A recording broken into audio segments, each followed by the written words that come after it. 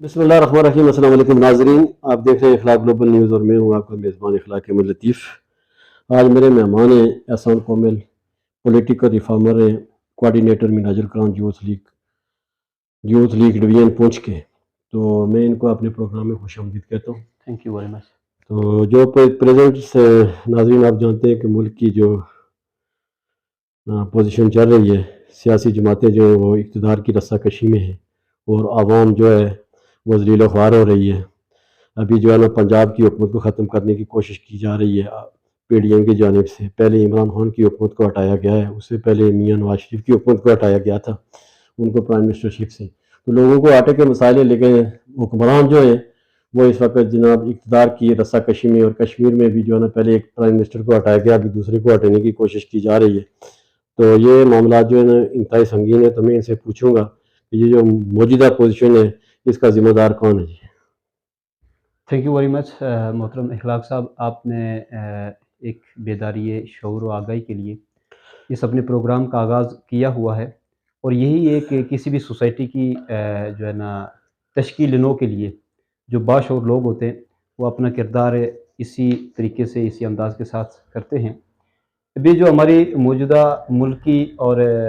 ریاستی صورتحال ہے، انتہائی چومکھے مسائل کا عوام کو، ریاست کو سامنا ہے۔ یہ ایک نظام ہے جس کے تحت یہ سوسائٹی اور اس ملک کے جتنے جو عوام ہے ان کو ان مسائل کا سامنا ہے۔ جب تک یہ نظام بدلا نہیں جائے گا اس وقت تک اس سوسائٹی کو، اس ریاست کے عوام کو ان مسائل سے، چومکھے مسائل سے چھٹکارا نہیں مل سکتا۔ اس کے لیے ضروری ہے کہ عوام اب یہ اس نظام کے خلاف مضبوط ارادے کے ساتھ اور قوی ایمان و یقین کے ساتھ وہ اٹھ کھڑے ہوں، اور جن مسائل کا ان کو سامنا ہے اس سے جو ہے نا چھٹکارا حاصل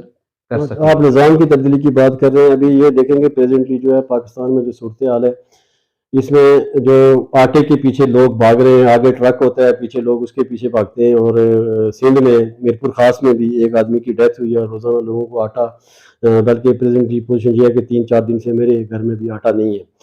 تو آٹا ہمیں نہیں مل رہا ہے۔ باقی یہ صورتحال نظام کی تبدیلی جو ہے وہ آپ کی جو جماعت ہے تحریک مناجر کران، اس کا جو پولیٹیکل ونگ ہے عوامی تحریک، اس نے جو ہے نا وہ 2012 میں بھی جس وقت قادری صاحب آئے تو انہوں نے لوگوں کو کافی تعداد لے کے آئے، پھر عمران خان صاحب کے بھی ساتھ رہے،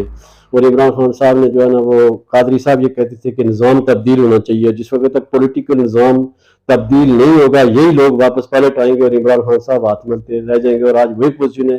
جو کچھ قادری صاحب نے کہا آج پورا نہ چاہتے ہوئے بھی لوگ جو ہیں، جو جتنا بھی پرنٹ میڈیا دیکھیں، سوشل میڈیا دیکھیں، الیکٹرانک میڈیا دیکھیں، یہی آواز آتی ہے کہ قادری صاحب ٹھیک کہتے ہیں۔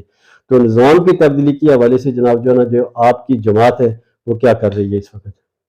دیکھیں، جو ڈاکٹر محمد طاہر القادری صاحب کا جو اپنا میشن ہے، اور یہ تقریباً 40 سال کے عرصے پر محیط ہے، انہوں نے اس نظام کو بدلنے کے لیے، کیونکہ کوئی بھی ایک ایسی سوسائٹی ہے جس میں ایسے مسائل، ان گنت مسائل ہوں، اور جس سے عوام و ریاست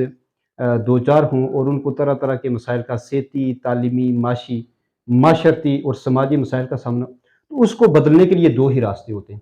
ایک راستہ یہ ہے کہ جو مقتدر قوتیں ہیں، ادارے ہیں، کسی بھی ملک کی ریاست کے جو ادارے ہوتے ہیں، ان کو اس چیز پہ قائل کیا جائے، آمادہ کیا جائے، اور وہ آمادہ ہو جائیں، کنونس ہو جائیں کہ وہ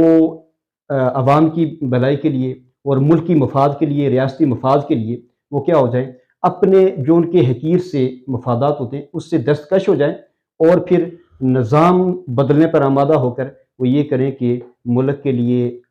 اصلاحات جو ضروری ہوتی ہیں ان کو لے کر آئیں۔ ایک وہ راستہ ہے، اور دوسرا راستہ جو ہے وہ ہے عوام کا، کہ عوام بغاوت کے لیے کھڑے ہو جائیں، اٹھ کھڑے ہوں، اور اس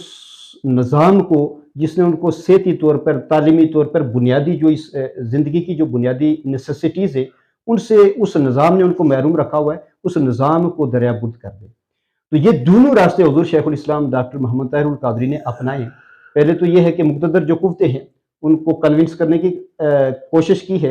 اور بڑی مضبوط اور انتہائی اسٹرانگ جو ان کے جو بیلیفس تھے اور جو ان کے پاس دلائل تھے ان کے تحت انہوں نے کنونس کرنے کی کوشش کی ہے، لیکن المیہ یہ ہے اور بدقسمتی یہ ہے کہ ہمارے جو اس ملک کے جو حکمران ہیں وہ اس ملک کو اور اس عوام کو اپنے دونوں ہاتھوں سے لوٹتے رہے، صرف اور صرف اس وجہ سے کہ انہوں نے اپنی نسلوں کے لیے سوچا ہے اور اپنی پراپرٹیز بنائی ہیں، اپنی جائیدادیں بنائی ہیں۔ دوسرا جو راستہ تھا حضور شیخ الاسلام ڈاکٹر محمد طاہر القادری نے، جو 2011 کا 12 کا عرصہ ہے، پھر 13 اور 14 کا ہے، کہ یہ ایک ایسا دورانیہ گزرا ہے کہ حضور شیخ الاسلام ڈاکٹر محمد طاہر القادری نے کہ پورے زور و شور کے ساتھ ملک گیر عوامی شعوری بیداری کے لیے، آگاہی کے لیے وہ انہوں نے جو ہے نا دھرنا بھی دیا، اور ایک یعنی انبریبل انہوں نے اسپیچز بھی کی ہیں، اور اس ملک کا جو آئین ہے جس کے تحت اس ملک کے مفادات کو تحفظ مل سکتا ہے، اس عوام کے جو حقوق ہیں وہ یقینی طور پر ان کو مل سکتے ہیں، تو عوام کو بھی کھڑا کیا۔ لیکن بدقسمتی سے کہ ہماری عوام آج تک حقیر سے مفادات کے جو ایک ان کا جو ایک دائرہ کار ہے اسی میں محدود رہے، اور یہ جو آج حالات ہیں ان کا ان کو سامنا ہے۔ خان صاحب جس وقت اقتدار میں آنے سے پہلے، جس وقت قادری صاحب کو ان کے ساتھ تھا، تو سانحہ ماڈل ٹاؤن جو تھا اس کے اوپر وہ کہہ رہے تھے جی کہ یہ پوری دنیا نے ایویڈنس دیکھا ہے اس کو ہوتے ہوئے، یہ جو سانحہ ہوا ہے ساری گولیاں ماری گئیں، اور یہ تو 1 مہینے کا جو ہے نا وہ کام ہے جناب کہ انصاف مہیا کرنا، لیکن 3.5 سال تو انہوں نے ماڈل ٹاؤن کا نام نہیں لیا ہے۔ تو یہ آپ دیکھیں کہ یہ ان کا عمران خان کا فیلئر ہے، ابھی ان میں بعد میں یہ کہتے ہیں جی کہ رانا ثناء اللہ قاتل ہے یا فلانا، لیکن جس وقت وہ اقتدار میں چمٹے رہے یا جو بھی کوئی پولیٹیکل پارٹی ہوتی ہے، خان صاحب پہلے دیکھیں جی کہ وہ آرمی چیف کی کتنی تعریفیں کرتے لگے، اب جب اقتدار سے وہ اترے تو وہ لگاتار جناب جو ہے نا وہ گالیاں دے رہے ہیں جی کہ جو کچھ کیا، اور اس طرح باقی دیگر پولیٹیکل پارٹیاں جو ہیں وہ بھی یہی کہتی ہیں۔ پارٹیاں یہاں کے پر پہلے 2 تھی، ابھی تیسری جو پارٹی آئی ہے وہ خان صاحب کی آئی ہے تحریک انصاف، لیکن جو الیکٹیبلز ہیں ابھی عمران خان صاحب بھی اپنی جماعت میں کوئی ان لوگوں کو لے کے ہیں، یہ وہی لوگ ہیں جو پیپلز پارٹی سے یا مسلم لیگ نون سے ٹوٹ کے گئے، اور جو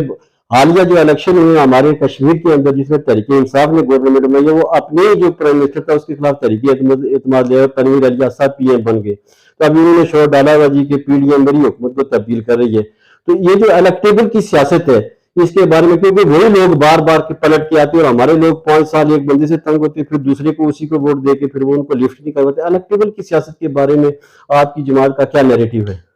دیکھیں ایک بات یاد رکھیں، اور اس طرف میں عوام الناس کی توجہ بھی مائل کرنا چاہتا ہوں، کہ جو پارٹیز ہیں آج تک ہماری جو تحریک ہے اور تحریکی جو فکر ہے اور جو ہماری سٹرگل ہے to change this system, to change this society, وہ یہ ہے کہ کسی بھی شخصیت کے خلاف نہ رہی ہے اور نہ رہے گی، اور نہ ہی کسی پارٹی کے اگینسٹ ہم جاتے ہیں۔ اس کی ریزن یہ ہے کہ کوئی بھی جماعت جب کھڑی کی جاتی ہے تو اس کے جو اہداف ہوتے ہیں، اس کا جو منشور ہوتا ہے وہ سارا یعنی پبلک اپیلنگ ہوتا ہے، یعنی عوام کو وہ کنونس بھی کرتا ہے، اور عوام اس کو جو ہے نا عوام کو وہ اچھا بھی نظر آتا ہے۔ تو جتنی بھی پارٹیز ہیں ان کا منشور اچھا ہے، لیکن یہ ہے کہ جب یہی پارٹیز اقتدار میں آ جاتی ہیں تو ان کا وہ پارٹی کا منشور پسے پشت چلا جاتا ہے، اور سیاست جو ہے بجائے اس منشور کے تحت کرنے کے، وہ لوگ سیاست صرف وہ کیا ہو جاتی ہے، ایک مرکزی شخصیت جو ہوتی ہے اس کے گرد گھومنا شروع ہو جاتی ہے۔ اور یہ ایک الیکٹیبلز کے حوالے سے آپ جیسے کہہ رہے ہیں کہ یہی لوگ اگر ایک جماعت آئے گی اقتدار میں تو یہ ان کے تحت پھر اقتدار میں آ جائیں گے، اگر دوسری جماعت آتی ہے تو وہ پھر اس کے تحت بھی اپنے وہ جو کچھ لین دین کر کے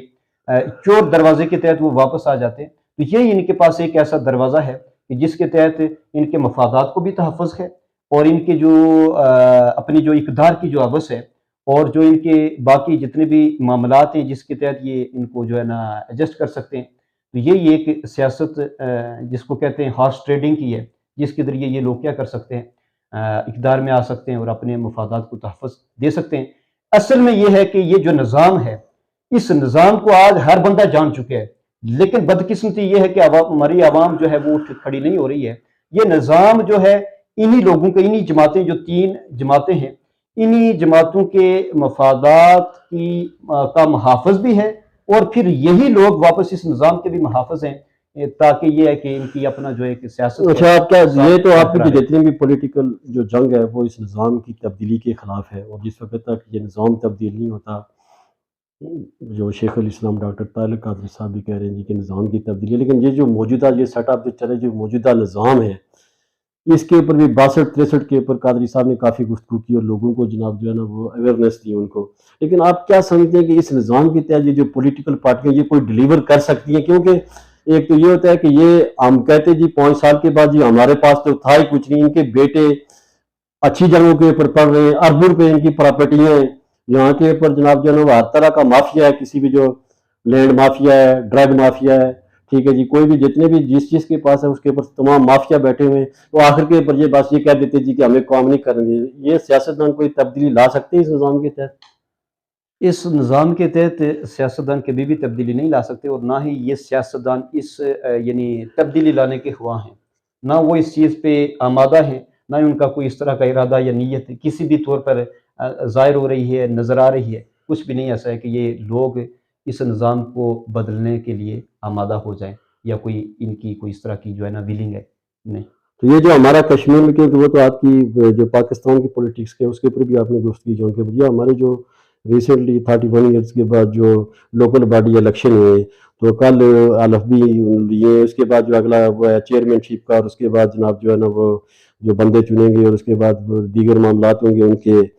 जो डिस्ट्रिक्ट काउंसिलर बनेंगे। तो क्या ये लोगों को इख्तियारात दिए जाएंगे? मतलब पहले तो इलेक्शन के तहफ़्फ़ुज़ात है जी कि इलेक्शन नहीं हो रहे, तो क्या इनको वो पूरे इख्तियारात मिलेंगे जो एक एमएलए के पास होते हैं और वो फंड्स इस्तेमाल करते हैं, क्या इनको वो मिलेंगे? और ये किस हद तक ये निज़ाम जो है ना ये भी एक जो बलदियाती इलेक्शन हुए हैं, ये भी एक हसीन फ़रेब है अवाम अन्नास के लिए। जैसे वो ये कहते हैं कि इक़्तिदार जो है ना निचली सतह पे मुंतकिल हो जाएँगे। अभी जो लोग यहाँ से मुंतखब होके गए हैं, इक़्तिदार में पहुँचे हैं, या जो विनिंग कैंडिडेट्स जितने भी हैं, आप हमें पहले उनको तो उनका क्राइटेरिया देखना चाहिए, उनका एक शऊरी लेवल या फिर उनकी फ़िक्र को देखना चाहिए। वो वही लोग थे जिन्होंने इस निज़ाम से इस्तिफ़ादा किया हुआ है। और फिर ये है कि ये वही लोग थे जो मौजूदा या साबका एमएलए साहिबान के, मिनिस्टर साहिबान के मोहरे हैं। और वो इस निज़ाम की, ये जो करप्ट निज़ाम है, जहाँ पे अकरबा परवरी है, जहाँ पे नाइंसाफ़ी है, जहाँ पे बददियानती है, जहाँ पे करप्शन है, और हर जगह पे करप्शन हो रही है, वो इसके मुहाफ़िज़ हैं। तो ये है कि इक़्तिदार हमें देखना चाहिए कि ये किस तरह से जो है ना इस जो है ना इनका जो लेवल है, ये क्या इक़्तिदार जो इख्तियारात जिसको कहते हैं कि इख्तियारात निचली सतह पे मुंतकिल होंगे, क्या इनकी इतनी सलाहियत है कि ये समझते हैं कि इख्तियारात होते क्या हैं, जिनके तहत वो इस सोसाइटी को क्या कर सकते हैं, एक नए सिरे से असर नो डेवलप कर सकते हैं, बिल्डअप कर सकते हैं। वो हमें किसी भी तौर पे नज़र नहीं आ रहा कि ये लोग इस निज़ाम को बदल सकें या फिर इख्तियारात को अपने हाथ में ले सकें, ताकि इस सोसाइटी के लिए, इसकी बेहतरी के लिए वो काम कर सकें। ये टोटली तो आखिर इम्पॉसिबल है। पेपर में आपसे जो हमारी आवाम है, 22 करोड़ आवाम, 22 है या 24 है, और प्लस जो हमारे यहाँ के लोग हैं, इस आवाम को आप क्या मैसेज देना चाहते हैं? दूसरा ये है कि इदारों को, और जो ये पॉलिटिशियन हैं, ये जमातें हैं तीनों, इनको क्या पैगाम, क्योंकि लोगों को रोटी खाने के लिए नहीं मिल रही है, इनके लिए स्पेशल जो मैसेज आप देना चाहते हैं वो क्या है? मेरा इस वक़्त जो मुल्क की जो सूरत हाल है और हालात जो चल रहे हैं अब इस मुल्क में, इसको देखते हुए मैं अपनी आवाम से यही कहूँगा कि ये निज़ाम सवाए यास व शिकस्तगी के, जमूद व तातल के आपको कुछ भी नहीं दे सकता। आप अगर चाहते हैं कि इस मुल्क में बेहतरी आए, आपके जो वसाइल थे, मुल्क की जो वसाइल थे, हकीकी माने में आप उनसे इस्तिफ़ादा कर सकें, तो आपको चाहिए होगा कि ये निज़ाम और फिर इस निज़ाम के जो मुहाफ़िज़ के करप्ट सियासतदान, जिन्होंने आज तक सिर्फ अपनी नस्लों के बारे में सोचा, इस निज़ाम के खिलाफ उठ खड़े हों, और ये जो हकीकी जो चेहरे हैं इस निज़ाम के जो मुहाफ़िज़ हैं, उनको पहचानें, और ये है कि इनकलाब की तरफ आए। यही एक फ़िक्री तब्दीली के तहत जब आप इनकलाब की राह पर आएंगे, तो यहाँ से ही आपके हुकूक की जो दस्तयाबी है, उसकी ज़मानत आपको मिल सकती है, और आप क्या कर सकते हैं, एक पुरअमन, और फिर जो इस्लामी जो वैल्यूज़ हैं, इस्लामिक वैल्यूज़ के तहत आप अपनी ज़िंदगी बसर कर सकते हैं। इसी में आपकी औलादों का या मुस्तकबिल जो है वो सिक्योर है, सेफ है। आपको चाहिए कि इस निज़ाम के खिलाफ उठ खड़े हों। नाज़रीन, आपने गुफ्तगू सुनी, एहसान कामिल साहब की, अपना फीडबैक ज़रूर दीजिएगा, और आपके कीमती टाइम का बहुत बहुत शुक्रिया। Thank you. अल्लाह हाफ़िज़ नाज़रीन, इंशाअल्लाह फिर मिलेंगे।